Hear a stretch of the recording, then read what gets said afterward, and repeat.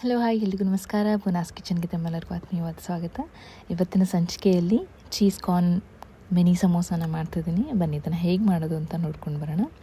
ಮೊದಲಿಗೆ ನಾನಿಲ್ಲಿ ಬಾಯ್ಲ್ ಮಾಡಿರೋಂಥ ಕಾರ್ನನ್ನು ಮಿಕ್ಸಿಗೆ ಹಾಕಿ ಎತ್ತಿಟ್ಕೊಂಡಿದ್ದೀನಿ. ಈ ಕಡೆ ಒಂದು ಪ್ಯಾನಲ್ಲಿ ಎಣ್ಣೆನ ಹಾಕಿದ್ದೀನಿ. ಹಾಗೆ ಅದಕ್ಕೆ ಎಣ್ಣೆ ಬಿಸಿ ಆದಮೇಲೆ ಅದಕ್ಕೆ ಸ್ವಲ್ಪ ಬೆಳ್ಳುಳ್ಳಿನ ಹಾಕಿದ್ದೀನಿ. ಬೆಳ್ಳುಳ್ಳಿ ಸ್ವಲ್ಪ ಬ್ರೌನ್ ಕಲರ್ ಆದಮೇಲೆ ಅದಕ್ಕೆ ನಾನು ಆವಾಗಲೇ ಪೇಸ್ಟ್ ಮಾಡಿಟ್ಕೊಂಡಿರೋಂಥ ಕಾರ್ನನ್ನು ಹಾಕಿದ್ದೀನಿ. ಹಾಗೆ ಒಂದು ಸ್ವಲ್ಪ ಮಿಕ್ಸಿಗೆ ಹಾಕದೇ ಇರೋವಂಥ ಪೂರ್ತಿ ಕಾರ್ನನ್ನು ಕೂಡ ಹಾಗೆ ಹಾಕ್ತಿದ್ದೀನಿ. ಅದು ಒಂಚೂರು ಬಾಯ್ಲ್ ಬಂದರೆ ಚೆನ್ನಾಗಿರುತ್ತೆ ಟೇಸ್ಟ್ಗೆ ಅಂತ. ಇವಾಗ ಅದಕ್ಕೆ ಸಾಲ್ಟ್ ಹಾಕಿದ್ದೀನಿ, ಆರಿಗ್ಯಾನೋ ಹಾಕ್ತಿದ್ದೀನಿ, ಹಾಗೆ ಚಿಲ್ಲಿ ಫ್ಲೇಕ್ಸನ್ನು ಕೂಡ ಹಾಕಿದ್ದೀನಿ.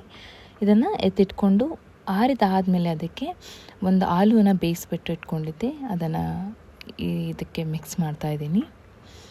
ಹಾಗೆ ಅದಕ್ಕೆ ಒಂದು ಬೌಲಷ್ಟು ಚೀಸನ್ನು ಕೂಡ ಹಾಕ್ತಿದ್ದೀನಿ. ಇದೆಲ್ಲವನ್ನು ನಾನು ಇವಾಗ ಚೆನ್ನಾಗಿ ಮಿಕ್ಸ್ ಮಾಡಿ ಎತ್ತಿಟ್ಕೊಳ್ತಾ ಇದ್ದೀನಿ.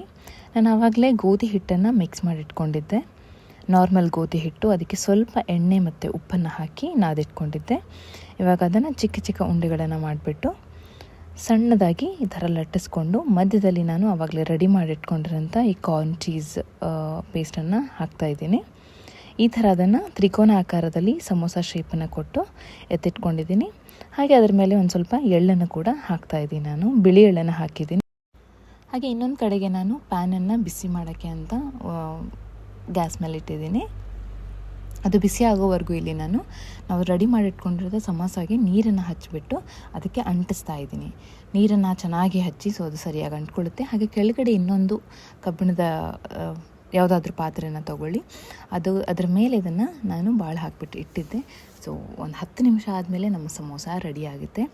ನೋಡ್ತಾ ಇದ್ದೀರಲ್ಲ ವಿಡಿಯೋದಲ್ಲಿ, ಕಲರ್ ಕೂಡ ತುಂಬ ಚೆನ್ನಾಗಿ ಬರುತ್ತೆ, ಯಾವುದೇ ಎಣ್ಣೆ ಕೂಡ ಬೇಕಾಗಿಲ್ಲ. ಹೋಪ್ ನಿಮಗೆ ವಿಡಿಯೋ ಇಷ್ಟ ಆಗಿದೆ ಅಂತ ಅಂದ್ಕೊಂಡಿದ್ದೀನಿ. ವಿಡಿಯೋ ಇಷ್ಟ ಆದರೆ ಲೈಕ್ ಮಾಡಿ, ಶೇರ್ ಮಾಡಿ, ಚಾನಲ್ಗೆ ಸಬ್ಸ್ಕ್ರೈಬ್ ಮಾಡೋದನ್ನು ಮರಿಬೇಡಿ.